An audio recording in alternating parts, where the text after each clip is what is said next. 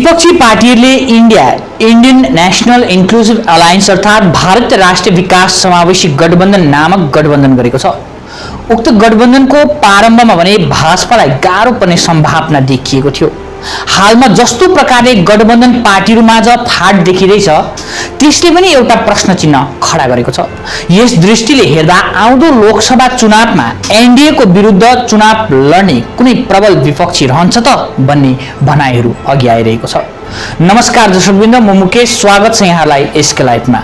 This program is brought to you by dear साप्ताहिक lottery केवल 6 रुपैयाँमा अनि जित्नुहोस् पहिलो पुरस्कार 1 करोड रुपैयाँ। डियर साप्ताहिक लटरी, भाग्य बदलिने बाटो। पश्चिम बंगालको सन्दर्भमा भन्नुपर्दा गत 25 सेप्टेम्बरको दिन सीपीएमका राज्य सचिव मोहम्मद सलिमले पत्रकारलाई सम्बोधन गर्दै वामफ्रन्टले इन्डियासित गठबन्धन गरे पनि यो चुनावी गठबन्धन होइन भनी बताएका छन्। उनले भाजपाले संविधानबाट गणतन्त्र हटाउन चाहन्छ, धर्मनिरपेक्षता, समाजतन्त्र हटाउन चाहन्छ भनी आरोप लगाएका छन्। वामफ्रन्ट यस राज्यमा लोकसभा चुनावमा तृणमूल भाजपा विरुद्ध लड्ने बताएका छन्। उत्तर बंगालमा भाजपाले विगत चुनावहरूमा बहुमतका साथ भोट पाएर विजय बनेको सर्वविदित नै छ। भाजपालाई साथै तृणमूल कांग्रेसलाई वामफ्रन्टले राज्यमा आश्रय नदिने योजना बनाएर लोकसभा चुनाव लड्ने सम्भावना रहेको देखिन्छ। हामीले अन्य राज्यहरूमा हेर्नु हो भने पश्चिम बंगाल सँगसँगै दिल्ली, पन्जाब र केरलामा पनि भारतका घटकहरू एक अर्कासँग प्रतिस्पर्धीको रूपमा खडा भएका छन्। एकापट्टि आम आदमी पार्टीको कांग्रेससँग असंगत सम्बन्ध रहेको छ भने अर्कोपट्टि केरला कांग्रेसको दुई गुटहरू कट्टर प्रतिद्वन्द्वीको रूपमा हेरिएको छ। यस दृष्टिले हेर्दा के अब गठबन्धनमा रहेका दलहरू टुक्रिएर जाने हो त? एनडीए सँगको प्रतिस्पर्धामा उत्रिएका दलहरू टुक्रिएर त एनडीए सँग प्रतिस्पर्धा गर्न अवश्य सक्दैनन्, किनभने एनडीए को जनादर बहुमतमा रहेको देखिएको छ। विपक्षीहरू टुक्रिएको खण्डमा के आगामी 2024 को चुनावमा एनडीएलाई अझ बढी फाइदा पुर्याउने हो त? यो एउटा चासोको विषय बनेको छ। समग्रमा भन्नुपर्दा सबै विपक्षी दलहरू एक भएर लड्यो भने अवश्य कतै न कतै एनडीए सँग कडा प्रतिस्पर्धाको सामना गर्नेछ। तर यी विपक्षी दलहरू टुक्रिएको खण्डमा भने एनडीएलाई आगामी 2024 को चुनावमा रोक्न गाह्रो रहेको अनुमान लगाउन सकिन्छ। हवस् त दर्शकवृन्द, यस्तै विभिन्न विषयहरू लिएर हामी तपाईहरु समक्ष उपस्थित हुने नै छौं। तबसम्मको निम्ति हेर्दै गर्नुहोला यसको लाइभ।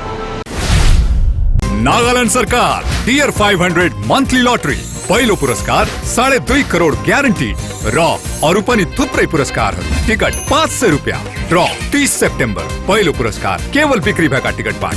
टियर 7 मन्थली लटरीमा 2.5 करोड विजेता वीरेन्द्र शर्मा। के तपाई हुनुहुन्छ यसपालिको करोडपति?